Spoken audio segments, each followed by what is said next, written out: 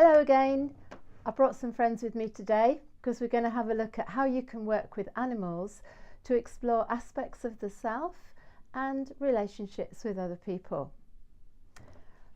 Big selection here. I do training days, so I have lots of animals, lots of choice to give people in larger groups, but when you're working with just one client you don't need so many, but it's important to get the right categories of animals. So I thought I'd begin by explaining why I've chosen the animals that are here today.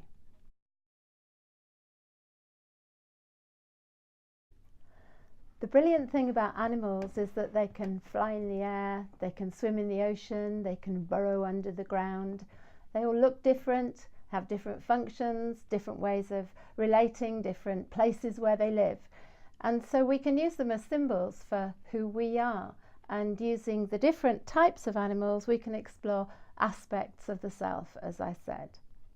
If we begin with our defenses, the dinosaurs are great for this. Very spiky, don't come near me, I'm in a bad place today, I don't want to talk to anyone. Or maybe the hermit crab, retreating into the shell and then coming out and being a bit pinchy. These crabs are quite lovely to look at as well. I'll be talking a bit more later about where you can get these. And very good for anger as well. There's a wonderful dragon here, a fire-breathing dragon.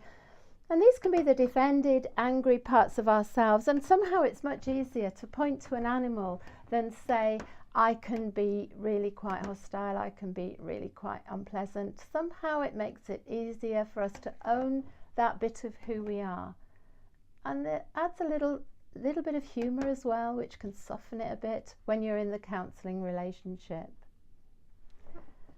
And then of course there's the more nurturing parts of who we are. And here is the lioness with her cubs, and tender, playful, affectionate. And that can be who we are just as much as all the defended, angry bits. Here's a hippo. This can perhaps be that part of us that is shouting out to be heard. I want a voice. I want you to listen to me. I feel like nobody's listening. Or maybe I'm really hungry. There can be all kinds of ways, as you can see, that you project what you think about the animal and relating it to yourself. And it will be different for every client you work for. There's no set way of doing this. I like the mythical figures as well. This flying horse gives a sense of freedom and joy, getting away from it all, just being in another place altogether. I think the Pegasus is a beautiful figure. Of course, you also have things like the snake, and that might be part of ourselves we're ashamed of. We don't want to talk about it. We don't like it. We want to put it away. We don't even want to touch it. Maybe there's a scared bit that we feel timid as a mouse, and we're kind of frightened a lot by life. We really don't know how to handle life very well. On the other hand, maybe we feel strong and confident, like this stag here, standing brave and tall. Or a horse, again, solid, firm, steady. I do life quite well, kind of self.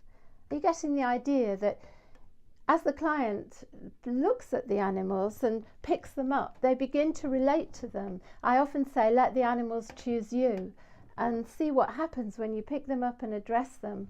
We've got a nice little mother hen here, fussing over people, wanting to take care of others, making sure everyone's okay. And so we begin to look at who we are. And later on in another video, I'll be showing how this works when we relate to other people and the animals they are.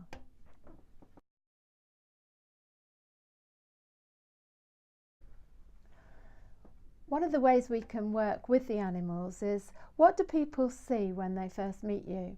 Those of you who've watched the video on the nesting dolls, the plain nesting dolls right back at the very beginning, where you work down through the layers, this is a bit similar, but using the animals as symbols.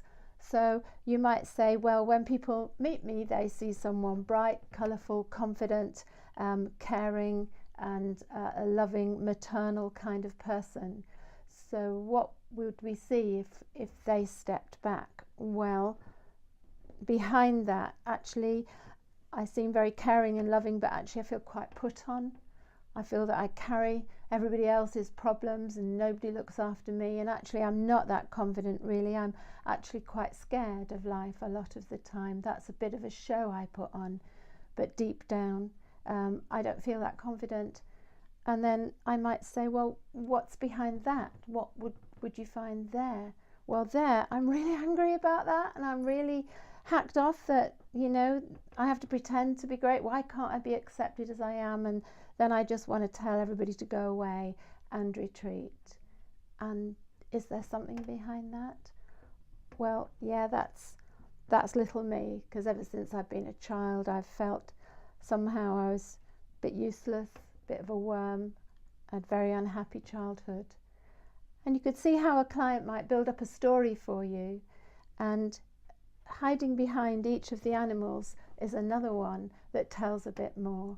And this can be so much easier for clients than actually trying to find the articulate narrative of their story and who they are, and be clever with words and fluent with words, but they might be able to find you a couple of animals like this to describe what it felt like.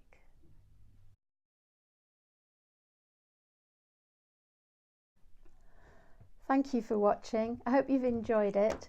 One thing I wanted to say was some of the animals over time get a bit battered and bruised. I've got dogs with missing legs and chipped wings and all sorts of things, but I don't throw them away because they can be quite poignant and they can tell a story in themselves. So keep your wounded animals in the collection. Where did I get them?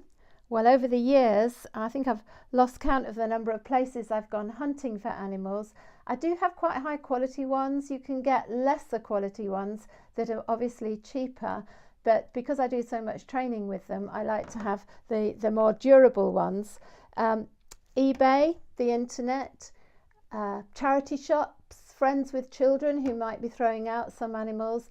Zoos, if you live near a zoo, they often have very large collections in their shops, and I have bought a lot of these from zoos, I have to say. So there are some of these Papo toys are quite expensive. The fire-breathing dragon, I think, is quite expensive, but it depends how much money you've got, or you could ask for some for Christmas or for your birthday. Check out with your clients what they would like to for you to have when they're thinking about themselves, and in that way you can gradually build up your collection. But I hope this has given you an idea of where you might start, even if you just bought one from each category.